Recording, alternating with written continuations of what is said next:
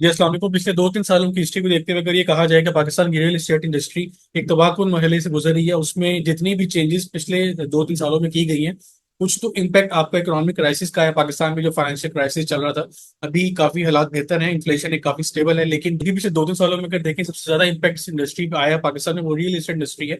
और उसमें जो फाइनेंस एक्ट 2024 है, उसने एक एडिशनल उसके अंदर एक बर्डन ऐड किया है, जो कि टैक्स की सूरत में है। उसमें नए टैक्सेस काफी ऐड किए गए हैं, और उसके अलावा एक नई कैटेगरी लेट फाइलर की इंट्रोड्यूस करवाई गई।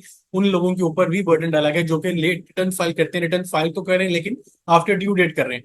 तो जितने भी टैक्सेस एक प्रॉपर्टी को परचेज करने से लेकर सेल करने तक आपके ऊपर अप्लाई होते हैं, वो हम आज की वीडियो में डिस्कस करेंगे। इसके साथ साथ हम ये भी डिस्कस करेंगे कि आगे फ्यूचर में क्या रियल एस्टेट इंडस्ट्री बेहतर होती हुई नजर आ रही है, कोई ऐसे फैक्टर्स हैं जिनकी वजह से हम ये प्रेडिक्ट कर सकेंगे, सोच सकें कि हो सकता है कि अगले आने वाले 1-1.5 साल के अंदर रियल एस्टेट इंडस्ट्री अपने वापस उसी अरूज पे आ जाए जिस पे आज से वो 4-5 साल पहले हुआ करती थी। तो स्टार्ट करते हैं जी वीडियो को। सबसे पहले, अगर आपने प्रॉपर्टी परचेज करनी होती है तो आपको 236 के का टैक्स पे करना पड़ता है, जो कि परचेजर पे करता है, और वो 3% से 20% में वेरी कर रहा होता है। 3% आपका मिनिमम रेट है फॉर फाइलर। अगर मैं सिर्फ फाइलर को लेकर चलूं तो फाइलर के लिए ही फाइनेंस 2024 में काफी ज्यादा ड्रास्टिक चेंज इंट्रोड्यूस करवाए गए। अगर आप रिटर्न फाइल कर रहे हैं, टाइम पर टैक्स पे कर रहे हैं, फिर भी एफबीआर ने बजट में फाइलर को एक कोई छूट नहीं दी टैक्स के अंदर। उसके ऊपर भी स्लैब वाइज एक रेट अप्लाई कर दिया कि 50 मिलियन तक अगर आपकी प्रॉपर्टी है तो 3% है। 50 से 100 मिलियन की प्रॉपर्टी परचेज करें तो 3.5% और 100 मिलियन मतलब 10 करोड़ से ज्यादा की प्रॉपर्टी परचेज करें तो उसमें 4% आपको टैक्स देना होता है। और ये फाइलर के रेट्स हैं। 20% जो है वो मैक्सिमम रेट है फॉर नॉन फाइलर। अब इसमें लेट फाइलर एक मिड रेंज में फॉल करता है, जो कि 6, 7 और 8% की कैटेगरी में फॉल कर रहा है, depending on the slab rates. इसके बाद अगर आपने प्रॉपर्टी अपने पास वो कुछ देर के लिए अपनी ऑनरशिप में रखी, तो एक नया टैक्स इंट्रोड्यूस करवाएगा जो कि 2023 फाइनेंस एक्ट में था, और वो 2022 से रेट्रोस्पेक्टिव इम्पैक्ट के साथ एक साल पीछे से उसको अप्लीकेबल कर दिया गया। मतलब अगर किसी बंदे के पास कोई प्रॉपर्टी है, उसमें कुछ एग्जाम्पशन क्राइटेरिया है, उसकी डिटेल में मैं अभी नहीं जा रहा, उसके ऊपर काफी डिटेल एक वीडियो बनी हुई है, आप उसको जाके विजिट करके मेरे चैनल पे देख सकते हैं। अगर आपकी प्रॉपर्टी एग्जाम्पशन क्राइटेरिया को मीट नहीं कर रही और जितनी प्रॉपर्टी बाकी बच गई उसकी वैल्यू 25 मिलियन से ज्यादा है, तो आपको उस वैल्यू की, उस प्रॉपर्टी की मार्केट वैल्यू जो है उसका 1% टैक्स पे करना पड़ता है, जो कि 7E का टैक्स होता है। अगर आप ये टैक्स पे नहीं करते तो आप फ्यूचर में जाके जब प्रॉपर्टी को बेचने का फैसला करते हैं, तो वो सर्टिफिकेट ना होने की वजह से आपको पिछले 3 साल या 2 साल जितना भी आपने पीरियड उसको होल्ड किया होगा अपने पास, हर साल का आपको टैक्स एक ही दफा पे करना पड़ेगा, तो ऐसा प्रॉपर्टी सेल नहीं कर सकेंगे। इसके बाद जब आप सेल कर रहे होंगे तो आपको 236C का एक एडवांस टैक्स जो कि आपको पे करना पड़ता है। इसकी रेंज 3% से 10% है। 3% मिनिमम रेट है फॉर फाइलर। ये भी आपका जो सेल प्रोसीड्स है, जितने की आपने प्रॉपर्टी बेची उस पर डिपेंड कर रही है। नॉन फाइलर के लिए फिक्स रेट है विच इज 10%, और इसमें कोई वैल्यूएशन की स्लैब रेट नहीं है कि प्रॉपर्टी जितनी मर्जी की आपने बेची हो, अगर आप नॉन फाइलर हैं तो आपको 10% स्ट्रेट एडवांस टैक्स पे करना ही करना है। लेकिन ये जो 236 के का टैक्स है या ये 236C का जो टैक्स है, ये आपके एडजस्टेबल टैक्स होते हैं। आप इसको एडजस्ट कर सकते हैं against your income tax liability. अगर आपने प्रॉपर्टी बेची, उसमें आपको फायदा होगा, कैपिटल गेन आपका इंकर हुआ। गेन कैसे निकलता है? Cell minus cost. कॉस्ट जिस पर आपने उस प्रॉपर्टी को डिक्लेयर किया हुआ था, और सेल जो उस वक्त पैसे आपको रिसीव हुए, उन दोनों का डिफरेंस जो निकलेगा वो आपका एक मिनिमम रेट है, उसको 15% का। अगर आपने ऐसी प्रॉपर्टी बेची है जो आपने 30 जून 2024 से पहले परचेज की थी, तो फिर उस पर होल्डिंग पीरियड के हिसाब से टैक्स है। इसमें 4 साल के बाद अगर प्रॉपर्टी बेचे बिल्डिंग वाली तो वो एग्जाम्प्ट है, 6 साल के बाद प्लॉट बेचे तो एग्जाम्प्ट है, और फ्लैट 2 साल के बाद बेचे तो वो एग्जाम्प्ट है। लेकिन अगर आपने प्रॉपर्टी 30 जून के बाद परचेज की थी और उसको इस करंट फिजिकल ईयर में या आने वाले किसी भी साल में आगे उसको आपने अगर बेचा, तो फिर 15% का मिनिमम टैक्स है ये फाइनल के लिए। और अगर आप नॉन फाइनल हैं तो फिर आपके ऊपर स्लैब रेट अप्लाई हो जाएंगे बिजनेस कैटेगरी के, और उसमें जिस स्लैब में आपकी इनकम फॉल करेगा आपको उसके मुताबिक टैक्स जमा करवाना पड़ेगा। अब इन सारे टैक्सेस को अगर हम देखें तो एक वैल्यू है जिसके ऊपर टैक्स अप्लाई होते हैं, जो कि है मार्केट वैल्यू। अब ये मार्केट वैल्यू दो अवेलेबल होती है हमारे पास, एक डीसी रेट के ऊपर होती है और एक एफबीआर के रेट के ऊपर होती है।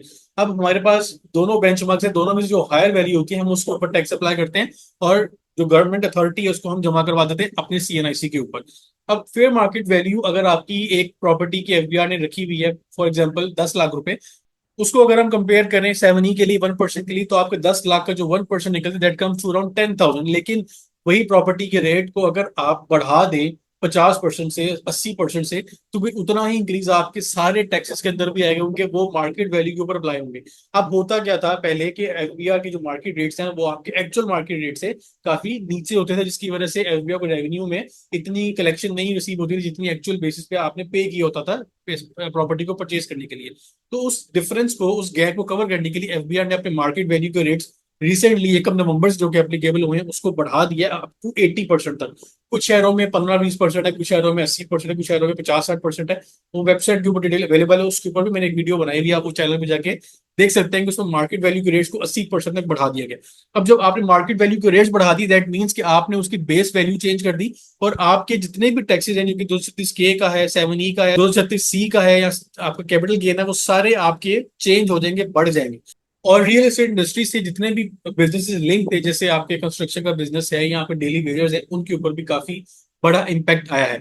अब अगर लास्ट क्वेश्चन अगर हम इसमें ये देखें कि क्या नियर फ्यूचर में कोई एक्सपेक्टेशन है कि रियल एस्टेट इंडस्ट्री वापस अपनी जो एक रूज था या इसका एक रिकवरी की तरफ जा सकती है, तो इसका जो आंसर मेरे समझ में आता है वो ये है कि नियर फ्यूचर में आई होप कि अगले 1-2 सालों में रियल एस्टेट इंडस्ट्री में काफी हद तक बेहतरी आएगी। उसकी क्या वजह है कि अभी इन्फ्लेशन जो है वो काफी हद तक स्टेबल होगी, काफी हद तक वो कम हो रही है। अभी जो रिसेंट मंथ क्लोज हुआ अक्टूबर का, उसमें 7% का फिगर रिपोर्ट किया गया इन्फ्लेशन का, जो कि पिछले 1-2 सालों में मोर देन 20% रह चुका है। अब अगले आने वाले साल में इसका जो एक एक्सपेक्टेशन है वो अराउंड 5% की है। अब इन्फ्लेशन कम होने की वजह से स्टेट बैंक ने मार्केट में इंटरेस्ट रेट भी कट डाउन किया है, 22% से ले कम करके अब वो 15% के ऊपर 4 नवंबर को कर दिया गया।